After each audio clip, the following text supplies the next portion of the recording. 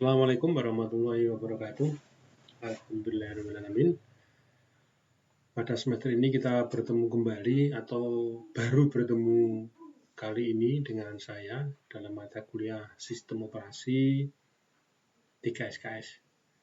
Mata kuliah Sistem Operasi ini adalah mata kuliah teori ya, yang isinya memang teori bagaimana komputer itu bisa bekerja sesuai dengan yang diharapkan oleh user atau pemakai. Tentu saja sesuai dengan sistem operasinya. Jadi ibaratkan manusia yang namanya sistem operasi itu adalah darahnya. Mahasiswa sekalian, pada kontrak belajar kali ini saya tidak akan menerangkan secara detail, nanti bisa silakan Anda baca sendiri, nanti akan saya terangkan secara besarnya saja. Yang pertama adalah manfaat daripada mata kuliah sistem operasi ini. Yang kedua deskripsi perkuliahan, yang ketiga kompetensi dasar, ada banyak sekali, silakan nanti dibaca sendiri. Ini adalah bahan dari materi yang akan kita pelajari, ya, dari bawah ke atas. Ini adalah bahasan-bahasan pokoknya.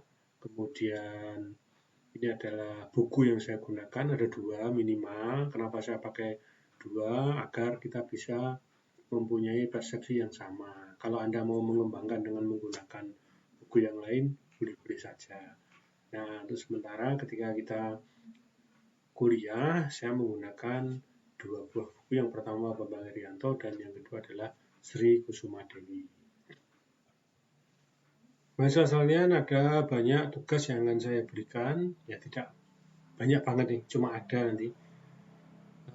Di antaranya adalah mahasiswa diberikan tugas berupa mengerjakan soal-soal hitungan penjadwalan dan soal-soal materi lainnya. Jadi penjadwalan proses, itu ada hitung-hitungannya, tapi hitung-hitungannya adalah hitung-hitungan logika. Tidak perkalian pengurangan yang perlu menggunakan kalkulator, tapi perhitungan-perhitungan logika.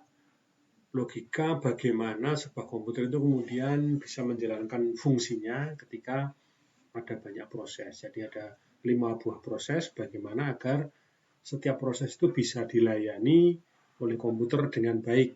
Siapa yang melayani? Nah, dalam dunia persilatan komputer, kita mengenal adanya SDK, sumber daya komputer.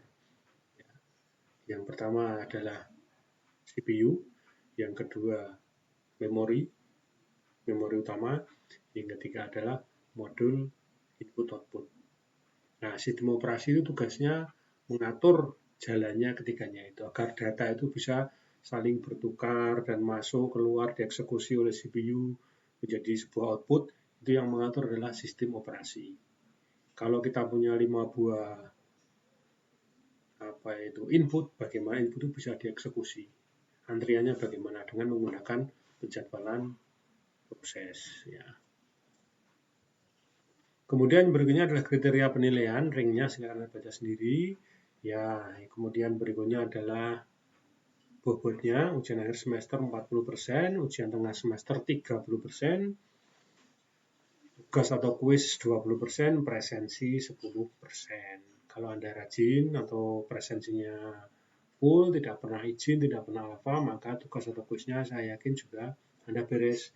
Kalau tugas kuisnya tidak beres, ya mungkin Anda berangkat tapi tidak kumpul, itu modus itu ya, sudah ketahuan.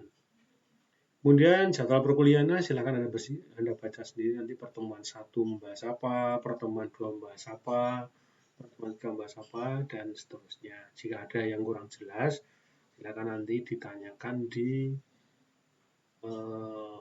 grup mengenai apa yang Anda tanyakan tersebut. Nanti juga akan saya upload diktatnya, ya, jangan khawatir. Anda tinggal baca diktatnya, saya yakin semua di sini sudah ada. Ini adalah rancangan bahan ajarnya, diktatnya isinya ini, sekilas mengenai sistem komputer, kemudian prosesnya, kemudian penjadwalan proses, kemudian konkurensi, mutual exclusion, sistem patching, segmentasi dan kombinasi, dan seterusnya sampai dengan implementasi sistem manajemen file.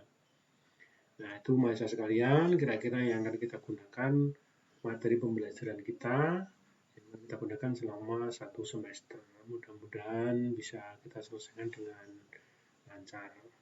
Terima kasih. Bila taufiq wal hidayah. Assalamualaikum warahmatullahi wabarakatuh.